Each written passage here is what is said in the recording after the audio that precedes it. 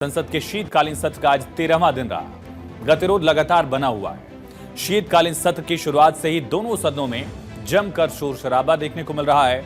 आलम यह है कि सरकार और विपक्ष के बीच की लड़ाई अब अपने पीक पर पहुंच गई है, चरम पर पहुंच गई है। राज्यसभा के सभापति का पद भी इस सियासी युद्ध में एक मुद्दा बन गया है, एक इशू बन गया है। एक तरफ सरकार ने विपक्ष के राहुल गांधी, सोनिया गांधी को निशाने पर लिया, उन पर भारत विरोधी साजिश में शामिल होने का आरोप लगाया। बीजेपी का आरोप है कांग्रेस अमेरिकी कारोबारी निवेशक जॉर्ज सोरोस के साथ मिलकर देश के हित के खिलाफ काम कर रही है। आज जब संसद की शुरुआत हुई सत्र की, तो सत्ता पक्ष ने जॉर्ज सोरोस के मुद्दे के जरिए ग्रैंड ओल्ड पार्टी यानी कांग्रेस को निशाने पर लिया। जो सोरोस इस देश को डिस्टेबलाइज करने के लिए बिलियंस ऑफ डॉलर्स डोनेशन के रूप में देता है और उसकी आवाज कठपुतली बन करके यहां कांग्रेस पार्टी उठाती है और देश को डिस्टेबलाइज करती है। ऐसी स्थिति में यह भर्त्सना करने के योग्य है। इसकी जितनी भी भर्त्सना की जाए वो कम है और जो देश को भटकाने का प्रयास है, देश माफ नहीं करेगा सभापति जी। और इस तरीके से संवैधानिक पदों को की गरिमा को ठेस पहुंचाने का जो प्रयास है, उसकी भारतीय जनता पार्टी और ये हाउस इसकी निंदा करती है। FDL AP जो कश्मीर को अलग देश मानता है, उसके साथ राजीव गांधी फाउंडेशन पे सोनिया गांधी के साथ क्या संबंध है, जिसको सोरोस फंड करता है? सोनिया और सोरोस का रिश्ता क्या है? 2004 में सोरोस यहां आया, 2009 में सोरोस यहां आया। उसने बॉम्बे स्टॉक एक्सचेंज में 5% स्टेक लिया। 2010 से लेके 2014 तक पूरा शेयर मार्केट से सोरोस पैसा लेता रहा। वो गांधी फैमिली से मिला। सोरोस और गांधी फैमिली का संबंध क्या है? याद करिए, शीतकालीन सत्र की जब शुरुआत हुई थी तो कांग्रेस ने अदानी का मुद्दा जोर शोर से उठाया था। अदानी को लेकर शीतकालीन सत्र के शुरू के कई दिन पूरी तरह से धुल गए थे, खूब बवाल मचा था। लेकिन बीजेपी अब अग्रेसिव है और संसद में सोरोस फाइल के जरिए बीजेपी ने कांग्रेस पर सबसे बड़ा अटैक किया।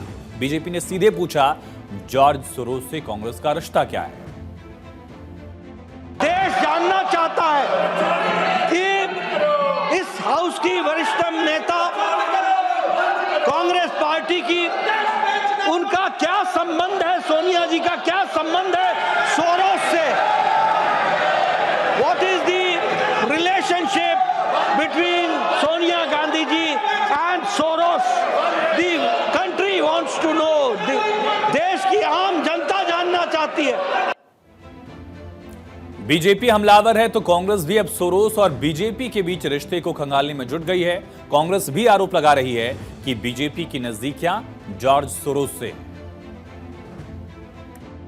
डॉक्टर शमिका रवि, इन्होंने 2008 में जॉर्ज सोरोस की ओपन सोसाइटीज फाउंडेशन से ग्रांट ली थी। उसके बाद जब ये ब्रोकिंग्स को हेड करती थी, तब भी ब्रोकिंग्स के जो रिश्ते ओपन सोसाइटी से हैं, ओपन सोसाइटीज फाउंडेशन से, वो भी आप सब जानते हैं। दरअसल पवन खेड़ा ने यह आरोप प्रधानमंत्री की आर्थिक सलाहकार परिषद की सदस्य शमिका रवि के खिलाफ लगाया। पवन खेड़ा के आरोप पर शमिका रवि की प्रतिक्रिया आई। उन्होंने बेबुनियाद करार दिया आरोपों को। कहा, पवन खेड़ा के आरोप पूरी तरह से गलत हैं और सोरोस के ओपन सोसाइटी फाउंडेशन ने 2006-2007 में इंडियन स्कूल ऑफ बिजनेस को फंडिंग की थी और उस समय वो वहां असिस्टेंट प्रोफेसर थी। हालांकि ये फंड सीधे किसी फैकल्टी मेंबर को नहीं दिया गया था। खैर, ये हुई आरोप प्रत्यारोप की बात। बीजेपी आखिर सोरोस को लेकर हमलावर क्यों है? बीजेपी ने आरोप क्या लगाए हैं कांग्रेस पर, अब ये देखते हैं। दरअसल बीजेपी का आरोप नंबर 1 है कि भारत को अस्थिर करने के लिए सोरोस का एजेंडा जो है, उस पर कांग्रेस काम कर रही है। बीजेपी ने यह भी आरोप लगाया कि फ्रेंच न्यूज़पेपर की रिपोर्ट में कांग्रेस और सोरोस के कनेक्शन का खुलासा किया गया। बीजेपी ने भी कहा कि सोरोस के फंड पर चलने वाली संस्था FDL AP की सह अध्यक्ष हैं सोनिया गांधी। बीजेपी ने आरोप यह भी लगाया कि वो CCRP को फंडिंग करके भारत विरोधी खबरें छपवाते हैं जॉर्ज सोरोस। OCCRP और सोरोस जो मुद्दे उठाते हैं, वही राहुल गांधी भी संसद में उठाते रहे हैं। ये आरोप बीजेपी ने लगाया और ये भी कहा कि कश्मीर को आजाद मानने वाले सोरोस से कांग्रेस का नाता है, रिश्ता है। कहा मोदी सरकार को गिराने के लिए $1 बिलियन खर्च करने को सोरोस तैयार थे। गंभीर आरोप थे बीजेपी ने जिसका जिक्र किया। वैसे देखेंगे तो बीजेपी पिछले कई सालों से जॉर्ज सोरोस को लेकर कांग्रेस पर सवाल खड़े करती रही है, लेकिन ये पहला मौका है जब जॉर्ज सोरोस और कांग्रेस के संबंध पर बीजेपी काफी अग्रेसिव है। दरअसल एक आरोप यह है कि भारत विरोधी संस्था है FDLAP और सोरोस की इसमें फंडिंग है। भारत को बदनाम करना इसका एजेंडा है। इन एंटी इंडिया नैरेटिव का प्रचार प्रसार भी सोरोस की संस्था करती रही है।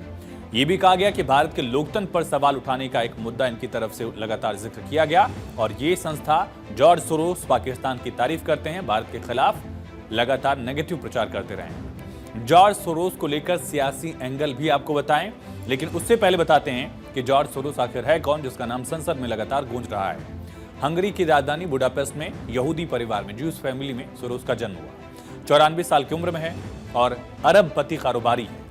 नाजियों की वजह से, क्योंकि यहूदी थे, नाजियों की वजह से अपने देश हंगरी को उनको छोड़ना पड़ा था। 1947 में लंदन पहुंचे, फिलोसफी की पढ़ाई की। फाइनेंस की दुनिया का एक बड़ा नाम है सोरोस और 1992 में ब्रिटिश पाउंड की कीमत कम करने का इन पर आरोप लगा। करीब $1 अरब का मुनाफा कमाने का आरोप लगा और ब्रिटेन को तब यूरोपियन एक्सचेंज रेट से बाहर आना पड़ा था। जॉर्ज सोरोस की कुल संपत्ति $6.7 बिलियन है और ओपन सोसाइटी फाउंडेशन को $3.2 बिलियन का योगदान दिया है इन्होंने, ऐसी जानकारी है। सोरोस अमेरिका के वैसे बड़े कारोबारियों में से एक है, बड़ा नाम है फाइनेंस की दुनिया में, अर्थव्यवस्था के मामले में, लेकिन उनका करियर काफी विवादित रहा है। विवादों में हमेशा वो रहे हैं। ऐसे तो सटोरिये, निवेशक और कारोबारी हैं, लेकिन खुद को फिलोसोफर यानी दार्शनिक और सामाजिक कार्यकर्ता के तौर पर वो लगातार कहलाना पसंद करते हैं। उन पर दुनिया के कई देशों की राजनीति और समाज को प्रभावित करने के लिए एजेंडा चलाने का आरोप लगता रहता है। कमोबेश वही आरोप भारत भी उन पर लगातार लगा रहा है। कई देशों के चुनाव को प्रभावित करने के आरोपी हैं। इसके लिए खुलकर भारी भरकम फंडिंग करने का आरोप है। पीएम मोदी, ट्रंप, पुतिन से लेकर जिनपिंग तक से नफरत की बात कही गई कि लगातार इनकी सरकारों के खिलाफ इन्होंने काम किया। कारोबार और समाज सेवा की आड़ में पैसों के जोर पर राजनीति में दखल देने का आरोप है। यूरोप और अरब के भी कई देशों में सोरोस की संस्थाओं पर पाबंदियां भी हैं। 94 साल के हैं जॉर्ज सोरोस। ये आरोप आम है उन पर कि वो दुनिया के कई देशों की राजनीति और समाज को प्रभावित करने के लिए अपना एजेंडा चलाते हैं फंडिंग के रूप में। कुल मिलाकर देखेंगे भी आप तो जॉर्ज सोरोस कारोबारी कम और एजेंडा बाज ज्यादा नजर आते हैं। भारत नहीं, चाइना, रशिया, यूएस जैसे देशों में भी इन पर आरोप लगे हैं और यही वजह है कि सोरोस को लेकर बीजेपी काफी अग्रेसिव है, कांग्रेस को अटैक कर रही है, निशाने पर ले रही है। पलटवार कांग्रेस की तरफ से भी किया जा रहा है। अगली खबर का रुख करेंगे, ये भी संसद से ही जुड़ी हुई है। शीतकालीन सत्र का 13वां दिन आज रहा, खूब हंगामा हुआ, लेकिन राज्यसभा में बीजेपी सभापति के अपमान और अविश्वास प्रस्ताव को लेकर जबरदस्त हमलावर रही। आज भी कार्यवाही की शुरुआत के कुछ ही वक्त में बीजेपी के अध्यक्ष केंद्रीय मंत्री जेपी नड्डा, जो कि राज्यसभा में नेता सदन भी हैं, उन्होंने खुद मोर्चा संभाला। नड्डा ने उप सभापति पर सदन के अंदर, सदन परिसर में, संसद परिसर और यहां तक कि प्रेस कॉन्फ्रेंस में भी कांग्रेस नेताओं ने जिन जिन शब्दों का इस्तेमाल किया था वो सब आज नड्डा ने याद दिलाया और कांग्रेस पर अनुशासनहीनता का आरोप लगाया। दरअसल आसन पर उठे सवालों पर जेपी नड्डा ने कांग्रेस को नियमों की याद दिलाई। कहा कि चेयरमैन के फैसले पर सवाल उठाना, उनके फैसले की आलोचना करना चेयरमैन ही नहीं बल्कि सदन की भी अवमानना है, कंटेम्प्ट ऑफ हाउस है। मुझे दुख के साथ कहना पड़ता है कि कल leader of the opposition Shri खड़गे जी, जो बहुत सीनियर लीडर हैं, वयोवृद्ध नेता हमारे, जो बहुत ही तजुर्बेकार हैं, उन्होंने एक प्रेस कॉन्फ्रेंस करके चेयर को क्रिटिसाइज किया। ये बहुत ही आपत्तिजनक है।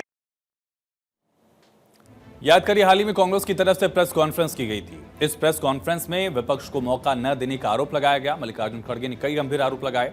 जेपी नड्डा ने कांग्रेस को इस मुद्दे पर भी घेरा, याद दिलाया कि कैसे चेयरमैन की तरफ से सदन सुचारू रूप से चले, इसके लिए लेटर्स लिखे गए, चैंबर्स में बैठकें की गई, लेकिन कांग्रेस ने कई बार इन बैठकों से भी दूरी बनाई और यहां तक कि जो आखिरी लास्ट बिजनेस एडवाइजरी कमेटी की बैठक हुई थी उसमें भी नेता प्रतिपक्ष शामिल नहीं हुए थे।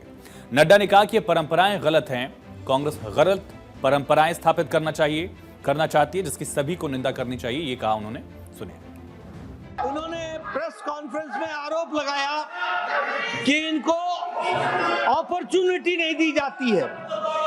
मैं ये बताना चाहता हूं कि आपको एक बार नहीं अनेकों बार चेंबर में बुलाया गया है। The leader of opposition has always denied and he has also not participated in the BSE meeting also in the last meeting. ये बताता है कि प्रजातांत्रिक परंपराओं की व्यवस्थाओं में कितनी आपकी रुचि है और कितना आप उसका आदर करते हैं। जेपी नड्डा ने दो और इंसिडेंट्स का जिक्र किया। एक तो आईएनसी यानी इंडियन नेशनल कांग्रेस के ऑफिशियल हैंडल से चीयर लीडर शब्द का जिक्र करने का आरोप लगाया। उन्होंने संवैधानिक पद को नीचा दिखाने की बात कही। तो वहीं संसद परिसर में मिमिक्री कांड का जिक्र करते हुए उन्होंने कहा कि प्रजातांत्रिक व्यवस्था का दावा करने वाली कांग्रेस, उसके वरिष्ठ नेता सभापति की मिमिक्री करने वाले सांसद का वीडियो बना रहे थे। कांग्रेस संसदीय परंपराओं का सम्मान ही नहीं करती।